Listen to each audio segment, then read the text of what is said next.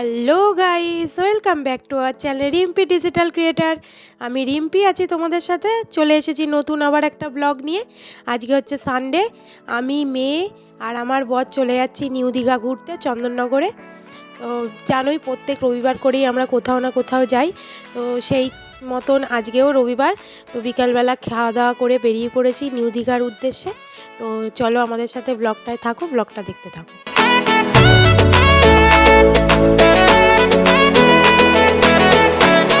এবার আমি নিউ দীঘা কেন যাচ্ছি সেটা একটু তোমাদেরকে বলি। তো আমার ননদ থাকে খন্ডানে। তো খন্ডান থেকে আমার ননদ নিউ দীঘা এসেছে পিকনিক করতে। বহুদিন ননদ আর ননদের মেয়ের সাথে আমার দেখা হয় না, তাই কোথায় যাব সেই প্ল্যানটাও করছিলাম। তো যখন শুনলাম যে ননদ এখানে এসেছে মানে পিকনিক করার জন্য, তো তখন আমার মনে হলো যে ননদের সাথে গিয়েই বরং দেখাটা করে আসি। তো এখানে আমি ননদের জন্য ওয়েট করছি। ননদ এলে পরে তারপরে আমরা ভেতরে ঢুকবো। তো আমরা ভেতরে ঢুকে পড়েছি। এবার দেখো কি সুন্দর জায়গাটা, আর খুব ভিড় হয়েছে পিকনিকের জন্য, যেহেতু এখন পিকনিকের সিজন, শীতকাল, সবাই চায় পিকনিক করতে, আর পার্কে এসে পিকনিক করার মজাটাই আলাদা। তো সেই জন্য পিকনিকের স্পটে এত ভিড় হয়েছে। আর কি সুন্দর সুন্দর দেখো ফুলের গাছ দিয়ে সাজানো রয়েছে। শীতকাল তো সেই জন্য ফুলের গাছটাই দেখতে বেশ সুন্দর লাগে। তো এবার আমরা ভেতরের দিকে ঢুকে যাচ্ছি, তারপর গিয়ে ননদের সাথে দেখা করে নেব। আমি পার্কের ভেতরটায় ঢুকতে ঢুকতে তোমাদেরকে একটু পার্কের চারপাশের পরিবেশটা দেখাই। তোমাদের ভালো লাগলে তাহলে তোমরাও আসতে পারবে এখানে পিকনিক করতে, কিংবা বাচ্চাদের নিয়ে বিকালবেলার দিকটা ঘুরতে আসতেই পারো।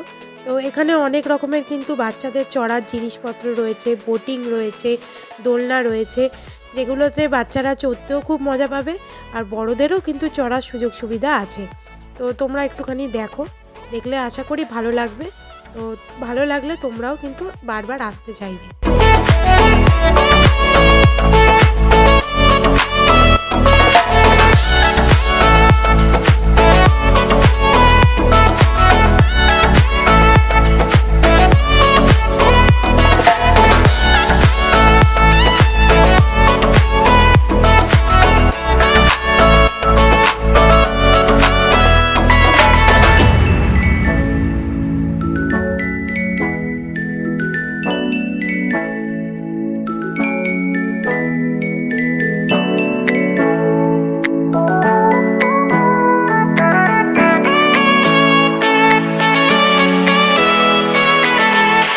দেখো কত ভেতরে পিকনিক স্পটটা নিয়েছে। আমি হাঁটতে হাঁটতে প্রায় হাঁপিয়ে গেছিলাম, হাঁটা যেন শেষ হচ্ছে না, কখন পিকনিকের স্পট আসবে সেই দিকে আমার চিন্তা ছিল।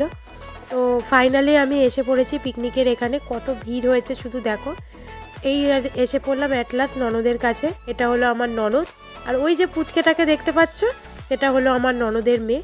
তো এবার আমরা ননদের মেয়ে, ননদ আর আমি, আমার মেয়ে, আমার বর, এ কয়জনে মিলে আর পার্কটা একটু ঘুরে দেখে নেব।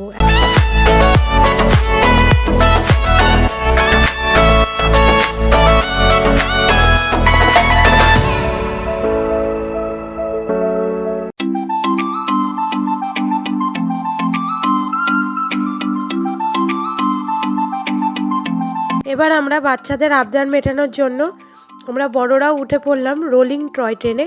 তো সবাই মিলে এই টয় ট্রেনে উঠে বেশ মজা আনন্দ করলাম। তো দেখো কীরকম সব বাচ্চারা মজা করছে, আমরাও বেশ মজা করছি, সেই ছোটোবেলায় উঠেছি। তো এখন বাচ্চাদের পাল্লায় পড়ে আমাদেরকেও চড়তে হচ্ছে, কিছু করার নেই, কারণ আমরা না উঠলে বাচ্চারা চড়তে পারবে না, যার কারণের জন্য আমাদেরকেও বাধ্য হয়ে উঠতে হয়েছিল। তবে বাধ্য বলবো না, আমরা কিন্তু বেশ মজাই করেছি।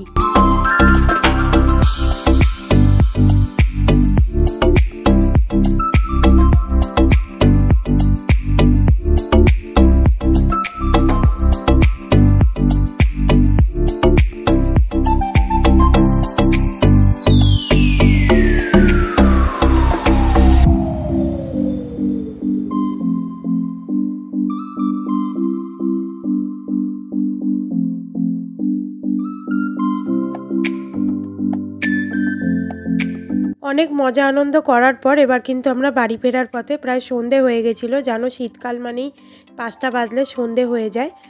তো সেই কারণের জন্য আমরা খুব বেশিক্ষণ ঘুরতে পারিনি, তবে যেইটুকু টাইম ঘুরেছি খুব মজা করেছি। এবার আমরা যে যার বাড়ির দিকে রওনা হব। তো এখানে আমরা কিছু খাওয়া দাওয়া করলাম না, দেখি বাইরে বেরিয়ে যদি কিছু খাওয়া দাওয়া করা যায়।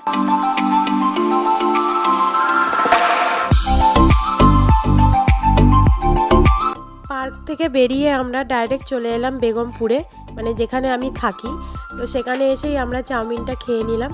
তো এখানে চাউমিন খেতে খেতেই আমার ব্লগটা শেষ করছি। ভালো লাগলে লাইক, কমেন্ট এবং শেয়ার করো, আর নোটিফিকেশানটা পাওয়ার জন্য বেল আইকনটা ক্লিক করে দিও। তো চলো, আজকে ব্লগটা এতটুকুই রইলো। সবাইকে গুড নাইট, টাটা।